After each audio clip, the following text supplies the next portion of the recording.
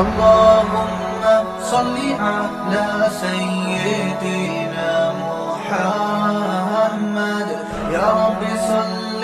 وسلم دائما ابدا على حبيب. غسل کن کن چیزوں سے فرض ہوتا ہے، یعنی انسان پر نہانا کن چیزوں سے فرض ہوتا ہے، کن چیزوں کی وجہ سے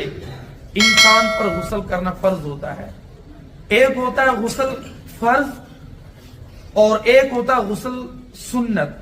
تو یہاں پر جو قرآن پاک میں جو یہ اس آیت کے اس حصے کے اندر جو حکم کیا گیا ہے وہ ہے فرض غسل. اب یہاں پر ہم نے یہ چیز بھی سیکھنی ہے کہ غسل کن کن چیزوں سے فرض ہوتا ہے. تو نمبر 1، منی کا شہوت کے ساتھ نکلنا، یعنی جب انسان کا جو مادہ منویہ ہوتا ہے جب شہوت کے ساتھ یہ نکل جائے تو اس کے نکلتے ہی انسان پر نہانا فرض ہو جاتا ہے. مثال کے طور پر کبھی کبھی ایسا بھی ہوتا ہے جب رات کو انسان سوتا ہے تو پھر رات ہی کے حالت میں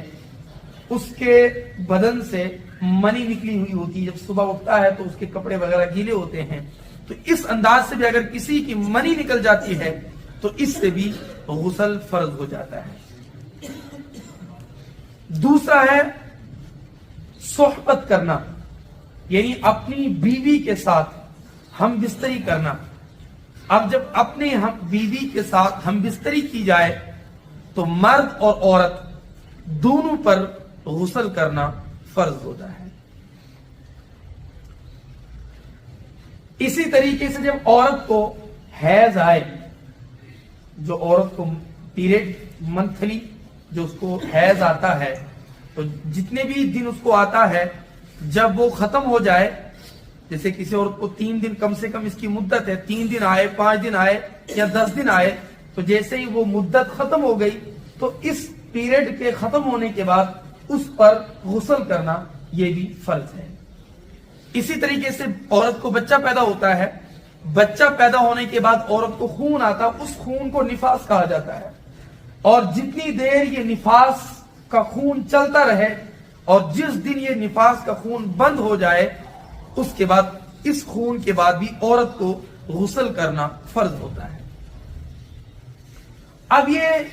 جس انسان پر چاہے مرد ہو عورت ہو جس پر غسل فرض ہو جائے تو اس پر نہانا ضروری ہوتا ہے،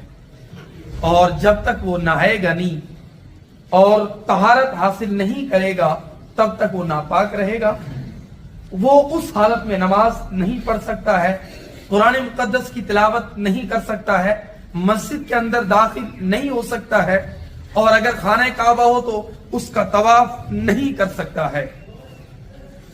تو ان تمام چیزوں کو اپنے اوپر حلال کرنے کے لیے اس انسان پر غسل کرنا فرض ہوگا.